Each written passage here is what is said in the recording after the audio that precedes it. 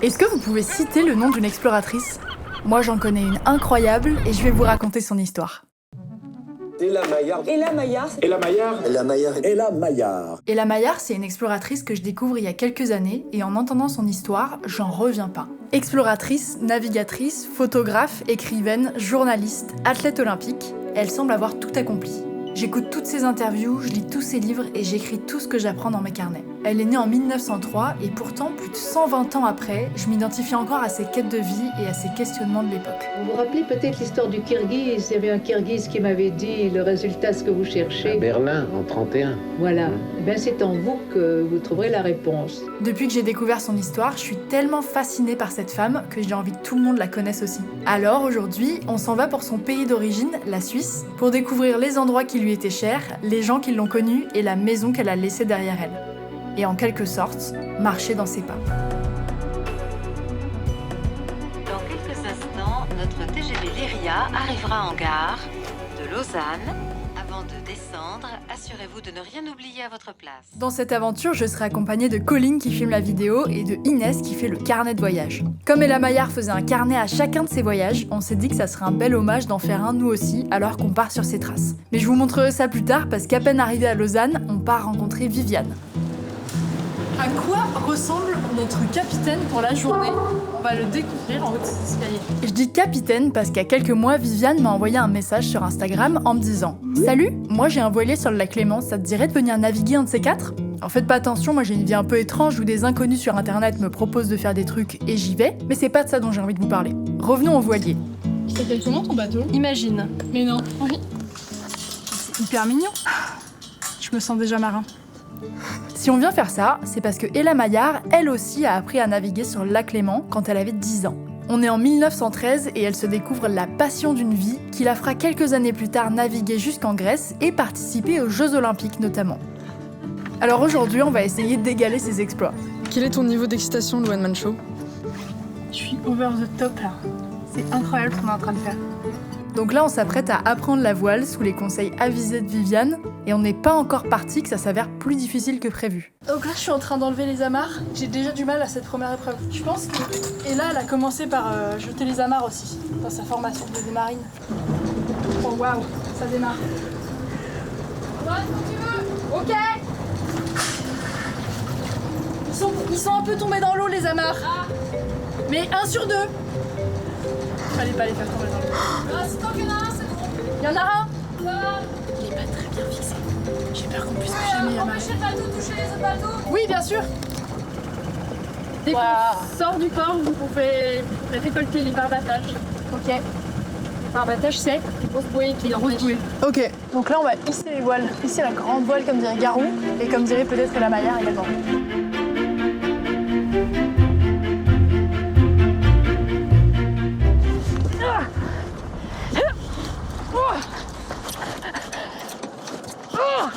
J'ai du mal, Viviane. J'arrive pas à hisser la grande voile.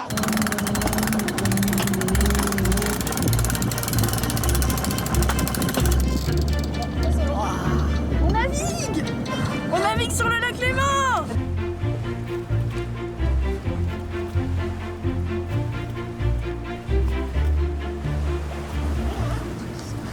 On avance à 3 km/h, je pense. Mais je tiens la barre fermement. Donc là, on fait du 1,7 nœuds. Donc à peu près 2,7 km/h, donc on est plus rapide à pied. Est-ce que cette vitesse de pointe ne serait pas le moment parfait pour vous présenter notre capitaine ? Alors je m'appelle Viviane, j'ai 27 ans, j'habite depuis toujours dans cette magnifique région. Je suis étudiante en ingénierie mécanique à l'EPFL et j'ai plein de passions dans la vie, dont la voile. Donc ça c'est le voilier de mes parents, ils sont en copropriété avec 3 familles. Ils l'ont acheté à ma naissance et du coup je navigue depuis toute petite sur ce voilier avec mes parents. Et depuis 3 ans j'ai passé le permis et donc je sors toute seule maintenant avec les amis et je fais profiter la bande de copains. Et c'est quand la première fois que t'as fait de la voile ? J'avais 2 semaines.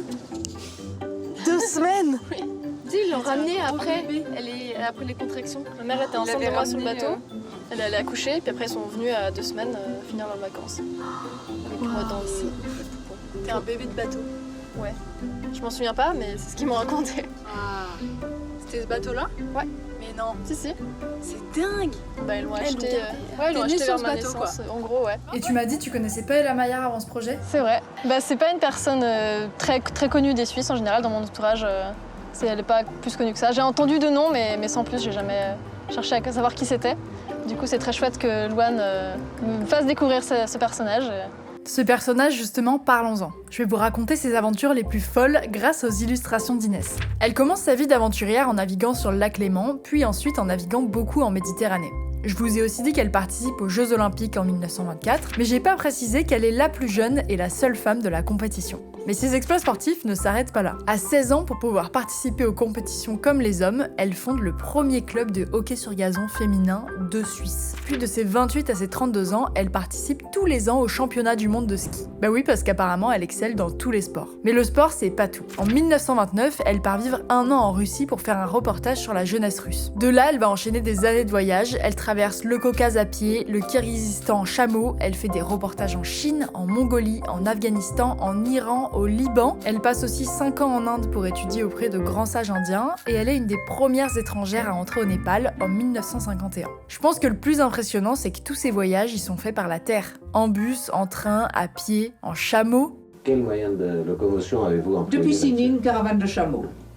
Caravane de chameaux, et chaque fois que la caravane s'arrêtait, on retrouvait des chameaux. Et alors d'ici, nous sommes partis au nord du Tibet, à 4200-4500 mètres d'altitude, pour éviter ce poste frontière où on nous aurait refoulés sur Pékin. Et nous sommes descendus dans le désert du Taklamakan, l'ancienne route de la soie. Et en 1 mois, nous avons été de Tchétchène jusqu'à Kashgar, avant de passer 45 jours, traverser le Pamir pour arriver au Cachemire. Bref, Ella Maillard, c'est une des plus grandes reporters et voyageuses du XXe siècle. Je suis hyper contente. On est sur le lac Léman vraiment, mais sur les pas d'Ella Maillard, c'est une folie déjà, c'est sublime. On dirait qu'on est sur un nuage. Et en plus, c'est hyper émouvant pour moi de commencer cette aventure sur un voilier sur le lac Léman, comme a commencé la vie d'aventurière d'Ella Maillard, quoi. Pour moi, Ella, elle représente vraiment la liberté. Genre l'idée que je me fais de la liberté. J'ai l'impression que dans tout ce qu'elle a entrepris, c'était que de la liberté, c'était que des trucs qu'elle kiffait et qu'elle a suivi à fond. Et c'est une femme qui m'inspire énormément parce que moi, j'ai vraiment l'impression d'être pas mal coincée dans mes peurs, d'être anxieuse pour plein de trucs. Et quand ça arrive, je me rappelle que Ella, elle voulait naviguer, alors elle a acheté un voilier et puis elle est partie naviguer, quoi. Cette année, c'est un peu particulier parce que en chaque début d'année, je choisis un mot qui va représenter mon année. Et cette année, en 2024, c'était liberté. Vu que pour moi, Ella Maillard, elle représente la liberté, c'est vraiment une figure qui m'inspire beaucoup cette année. C'est pour ça que je suis aussi trop contente de faire ce docu et de raconter sa vie parce que j'ai vraiment envie de montrer à quel point cette femme libre est incroyable, quoi. Franchement, 2024, c'était l'année de la liberté. Je me suis autorisée plein de choses. Je me suis autorisée à sauter dans des eaux très très froides, comme je vais me l'autoriser maintenant, par exemple. Alors que ça, je le faisais jamais avant. J'avais trop peur. Je me disais, je vais mourir d'une hydrocution, je peux pas faire ça et tout. Et en fait, on saute juste dans l'eau froide, quoi.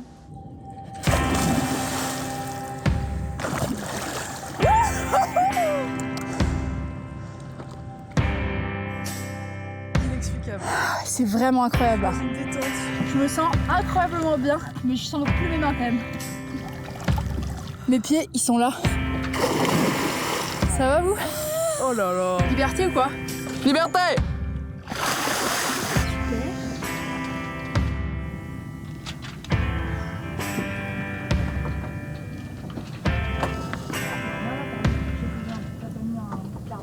Non, tu peux. On est parti pour apprendre les nœuds. Alors premier nœud, le nœud du 8, ça sert à empêcher la corde de partir trop loin, comme ça elle est bloquée. Tu fais une boucle, tu passes derrière, tu reviens dedans. Oh, c'est un joli 8. Okay. Dessus, derrière, dedans. Au-dessus ou là? Ouais, ici là. Premier nœud 8 de Colline. Ici là, t'as le nœud de chaise. Le serpent qui sort du puits, Ok. qui passe derrière l'arbre et qui rentre dans le puits. Oh waouh. Ok, plus complexe. Et ça te fait une boucle, tu peux t'asseoir dedans et ça va jamais se défaire. Oh waouh. Le serpent sort du puits, passe derrière l'arbre et rentre dans le puits. Tu tiens ta boucle et le serpent. Là. Tiens ma boucle et le serpent et tire le reste. Ouais. Et je crois que tu... Non, on va le refaire. Le nœud de chaise, moi, ça pêche. Dur. Ça pêche le nœud de chaise. Dur. Louane est un peu nulle en nœud. Oh écoute, si c'est pour être désagréable. Oui. La petit pas que ça se régale.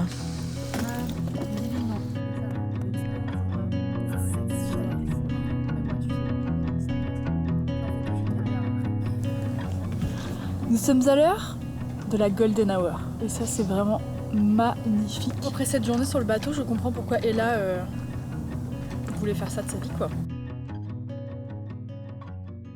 Alors Inès, tu viens de me dire une totale aberration. Ouais. Est-ce que tu peux me la répéter? Bah en fait, elle chantait une chanson, mais je savais pas ce que... Je pourrais même pas te dire. C'est des trucs... Hisser la voile, là. C'est la grande voile. La chanson qu'elle ne connaît pas, c'est « J'ai sorti la grande voile et j'ai glissé sous le vent ». Donc on va faire la culture d'Inès parce que c'est quand même une catastrophe. Je suis choquée. Mais c'est pas la même génération. Je peux On reconnaître a la 2 ans voix. d'écart, Colline. Je peux Ça n'a reconnaître aucun la sens. voix de Céline. Mais les chansons, là, comme ça, je pourrais pas te dire un titre des chansons de Céline. Non, j'ai jamais entendu cette air de ma vie. Ferme les yeux et fais comme si j'avais pris la mer. J'ai sorti la grande voile et j'ai glissé sous le vent. Fais comme si je quittais la terre. J'ai trouvé mon étoile, je l'ai suivie un instant. Je pense qu'il est temps de vous présenter Inès, ou la femme qui ne connaît pas Céline Dion, plus en détail. Bonjour, je m'appelle Inès, j'ai 22 ans et je suis illustratrice. En gros, je suivais Louane depuis un moment, j'adorais ses vidéos, j'adorais ce qu'elle faisait. J'ai vu qu'elle partait un peu en voyage avec des inconnus et je me suis souvenue de ce mot inconnu et je me suis dit pourquoi pas en fait, moi j'ai trop envie. Sauf que j'avais pas grand chose à lui proposer autre que le dessin et je me suis dit mais en fait ce serait parfait que je lui propose un carnet de bord illustré parce que dans ma pratique c'est quelque chose que j'aime bien faire, de tenir un carnet de ma vie en racontant tout simplement ce qui se passe dans mon quotidien et je l'ai contacté directement par mail. Je suis trop contente. En fait, je reviens pas encore. Enfin, pour moi, Louane, c'est comme je dis, c'est encore un personnage de vidéo et de fiction. Et on me dit, en fait, je vis un truc avec elle, avec toi, Colline, avec Viviane, avec les gens qu'on rencontre, etc. Je trouve ça fou parce que c'est tellement pas mon quotidien. Et c'est après coup, et c'est pour ça aussi que le carnet, ça fait trop bien de m'y replonger ou replonger dans la vidéo, les photos, tout ça. J'ai trop bien fait d'envoyer un mail, quoi. Pendant 3 jours, Inès nous a suivis partout en documentant avec son point de vue le tournage du documentaire. Elle y raconte ce qu'on n'a pas pu montrer en vidéo de cette aventure et c'est incroyable de découvrir en dessin ce que j'ai pu voir de mes propres yeux. C'est l'heure de retourner à notre aventure, juste à temps pour le souper. Ce soir, c'est dîner cosy dans le bateau. C'est vraiment hyper mignon. Si on arrive à allumer les plaques, ce qui n'est pas dit. Parce que c'est assez long. Justement, c'est la vraie vie aussi, ça, de montrer les galères. Mais ouais. Et la Maillard, elle était en galère. Hein.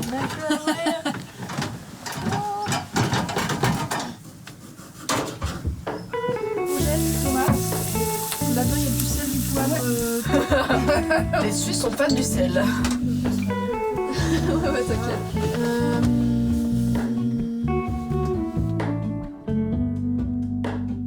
Bonjour.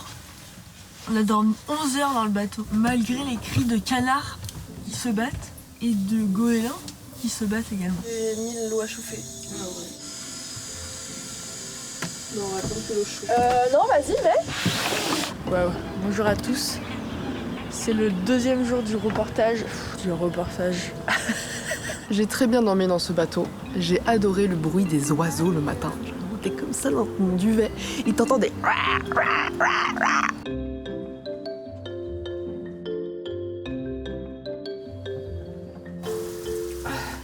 C'est vraiment hyper mignon. La technique des visuels pour griller le pain. On va voir si ça marche.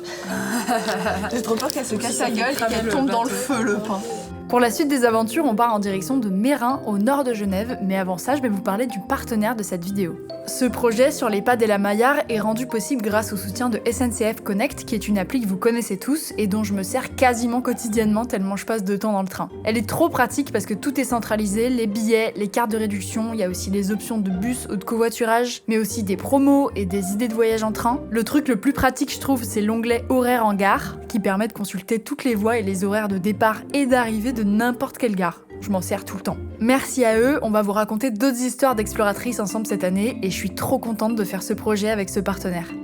Maintenant, revenons à Mérin. Là, on va rencontrer Aurélie, qui est une abonnée qui m'a envoyé un message il y a 6 mois en me disant « Coucou, ma famille connaissait très bien Ella Maillard, ça te dirait qu'on se rencontre ?» Et du coup, là, on va dans leur maison familiale.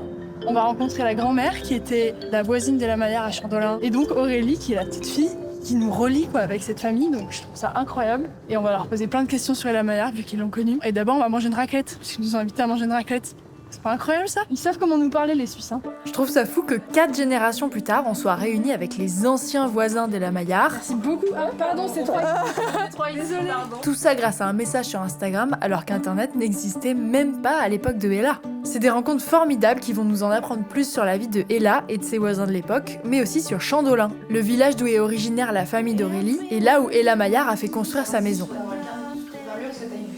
Exactement, t'es vu ensemble, c'est pas Je m'appelle Catherine, j'ai 77 ans. J'ai connu Ella Maillard à Chandolin, puis les années 57-60, jusqu'à ce qu'elle est décédée. Ok, moi je m'appelle Aurélie, j'ai 20 ans. Je la connaissais pas tellement jusqu'à ce que je regarde ta vidéo en fait.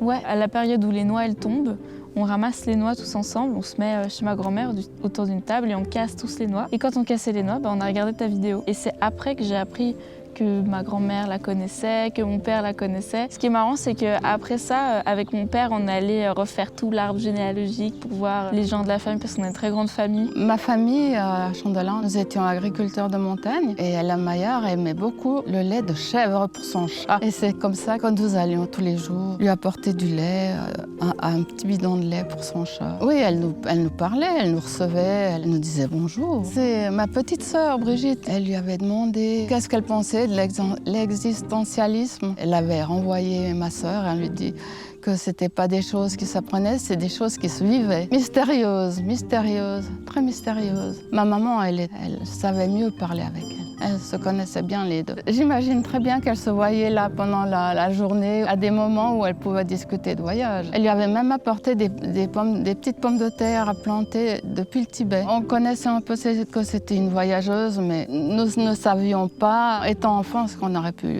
dire. C'était plutôt quelque chose de très mystérieux. On savait qu'elle allait aux Indes, mais qu'est-ce que c'était les Indes? Normalement, là, je devais partir 3 mois en Amérique toute seule, puisque j'avais envie de me retrouver avec moi-même, en vrai. Dans un endroit neutre que je connais pas, qu'on ne connaît pas. Ça m'est devenu ma grand-mère qui m'a dit « mais pars, voyage, découvre ». Je sais pas si c'est elle qui m'a attirée vers le voyage, mais oui, je suis très attirée par les voyages. Et quand je vois ma grand-mère, que je revois tous ses albums photos, qu'elle est allée partout, elle a fait tout plein de voyages, elle a découvert tout plein de cultures, ça me donne très envie. Comment c'est vu à l'époque le fait qu'une femme voyage déjà et le fait qu'une femme fasse des trucs comme ça? Je pense que c'est quand même admirable, surtout avec les moyens de bord d'alors. Et puis elle avait peur de rien, cette femme. Franchement, quand j'ai découvert tout ce qu'elle a fait, je me suis dit ouais, mais elle est tellement inspirante cette femme, ça donne tellement.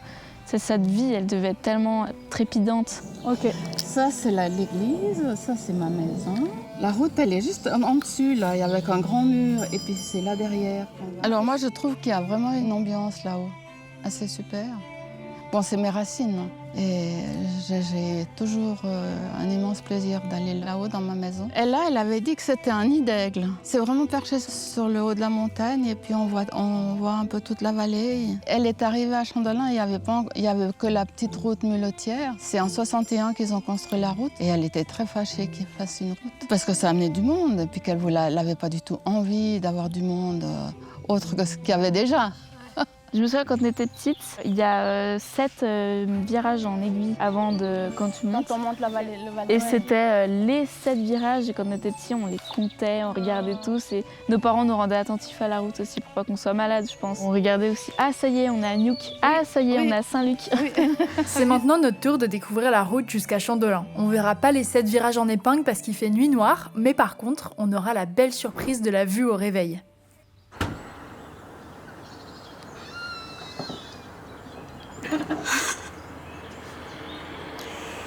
C'est une dinguerie! Waouh! Oh! Ah ouais, on est vraiment perché dans la montagne, quoi. Bah, je comprends pourquoi la Maillard, elle vient ici. Hein. Non, franchement, ça se saisit très très vite, quoi. Allez, on va voir sa petite maison, elle.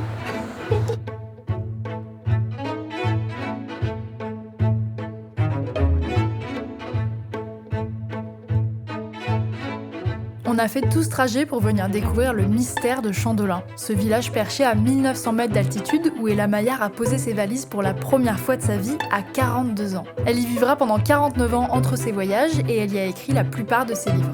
Quand je découvre la beauté de cet endroit hors du temps, je comprends comment elle a pu y trouver le calme et l'inspiration. À notre arrivée, on est accueillis par Anne-Lise, qui était une amie d'Ella et qui est aujourd'hui son héritière. Pour lui rendre hommage, elle a créé l'Espace Ella Maillard, un musée public et ouvert à tous, dans l'ancienne chapelle du village, où elle a regroupé plein de photos et d'objets qui lui appartenaient. Vous connaissez toutes ces aventures, quoi. Ouais, vous êtes rodés maintenant. Oui. Là, on est dans un endroit fou, là. On est dans l'Espace Ella Maillard à Chandelin, donc c'est l'ancienne chapelle de Chandelin qui a été remplie de tous les souvenirs, de toutes les photos, de tout. Pas tout, parce qu'il y avait des archives énormes, mais de plein de documents originaux de Ella Maillard, de photos et tout. Là, il y a ses passeports, genre. Il y a ses passeports originaux, genre. C'est dingue. Carte de presse et tout, c'est ouf.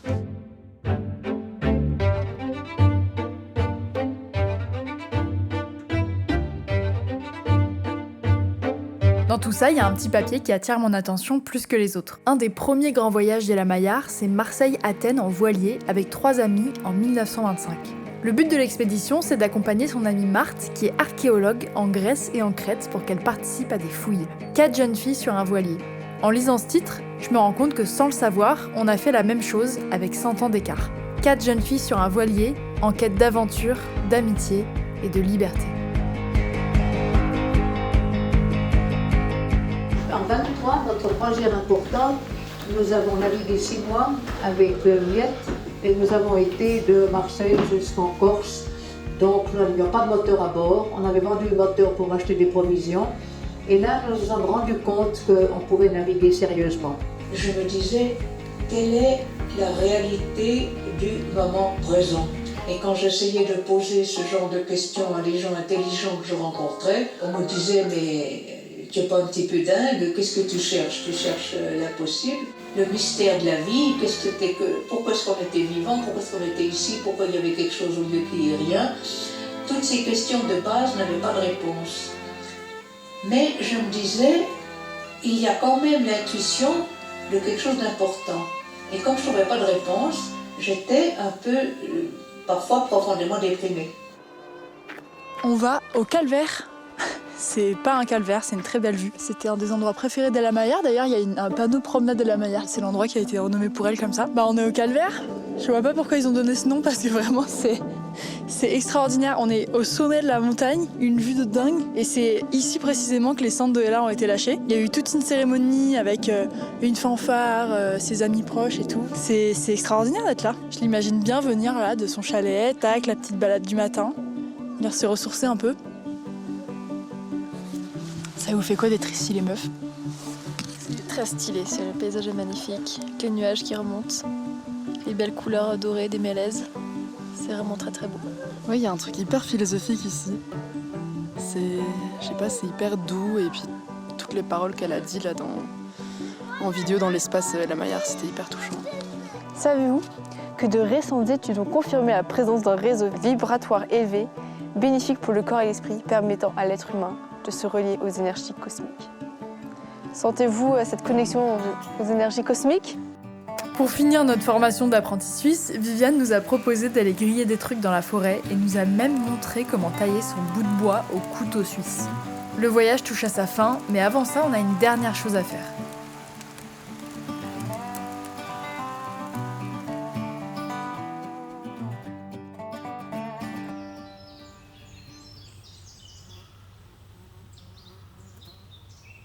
On est devant le chalet d'Ella Maillard et on finit cette vidéo là où elle a fini sa vie. C'est hyper poétique, c'est hyper touchant. Quelle expérience incroyable. Moi, ça me rend encore plus fan de Ella, vraiment. Quelle femme, quoi. C'est dingue, 4 générations plus tard, on est encore touché par elle, touché par ses histoires. C'est trop bien, on a appris plein de trucs aujourd'hui. J'ai l'impression d'être venue sur ses racines comme ça, c'est fou. Ouais, je suis émue là, c'est fou là, d'être sur son petit muret, dans la maison qu'elle a construite.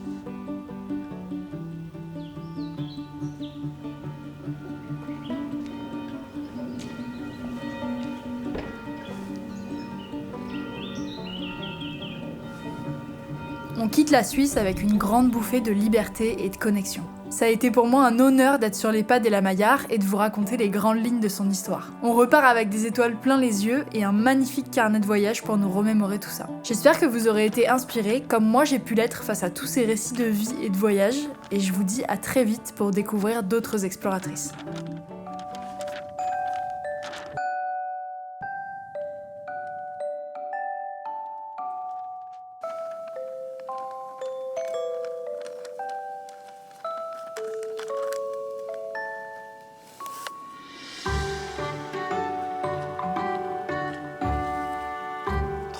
Super.